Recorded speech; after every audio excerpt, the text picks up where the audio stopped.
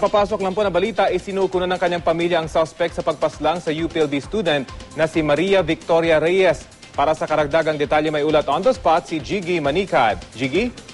Rafi, sa mga sandaling ito ay nakakonvoy ang GMA News dito sa mga pulis na kumuha sa mismong suspect sa pagpatay kay Maria Victoria Reyes, ang estudyante ng UP Los Baños na pinatay sa loob mismo ng kanilang tahanan sa Biñan, Laguna. Itong suspect ay na lumabas mula sa kanilang banyo, sa kanilang CR, sa kanilang bahay sa Tanawan, Batangas. Actually, Rafi, ito'y bahay ng kanyang lolo at mismong lolo nga niya ang nakipag-ugnayan sa mga otoridad para isuko na ang apo na si Benigno Cayetano.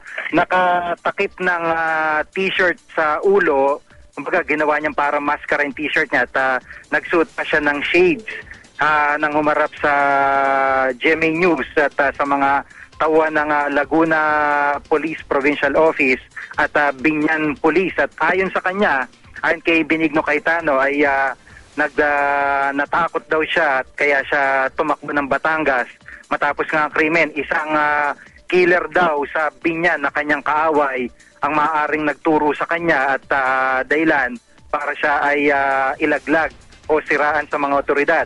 Nang tanungin ko naman siya kung bakit siya itinuro ng kanyang mismong tiyuhin sa mga otoridad dahil ito ang isa sa mga naging link kung paano na-track down ito dito sa Batangas, sinabi niya na maaaring nahihirapan daw ang kanyang tiyuhin sa sitwasyon. Sa ngayon ay iti-turn over ito sa Calabarzon PNP at para sa kaukulang mga proseso at kasalukuyan binabagtas namin itong South Luzon Expressway. Kalalagpas lamang namin dito sa Star Tollway at malapit-lapit na kami mag-exit ng Kanlubang o dito sa papuntang Camp Vicente Lim na sakay ito ng isang mobile ng pulis at ito nga ay walang imik habang nasa sa loob ng sasakyan. Rocky?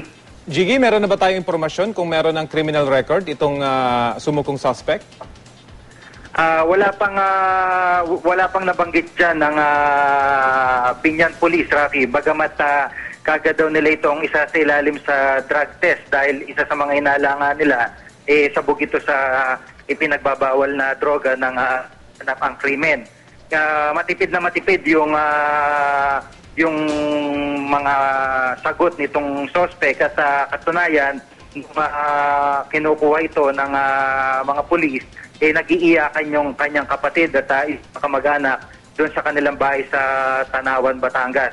At maayos namang sumama ito, wala namang komosyon at sumama daw siya para linisin o magbigay linaw dito sa kasong kanyang kinakaharap ngayon. Bagamat mismong tiyuhin na niya nagturo sa kanya, base na rin sa informasyon ng Biñan, mismong tiyuhin niya nagturo sa kanya sa mga otoridad. Bukod pa dyan ay merong ito na sabing nakita itong buguan ng lumabas ang bahay at tapos ang oras ng krimen sa pagpatay kay Victoria Reyes na estudyante ng Los Baños. Okay, maraming salamat, Jiggy Manicad.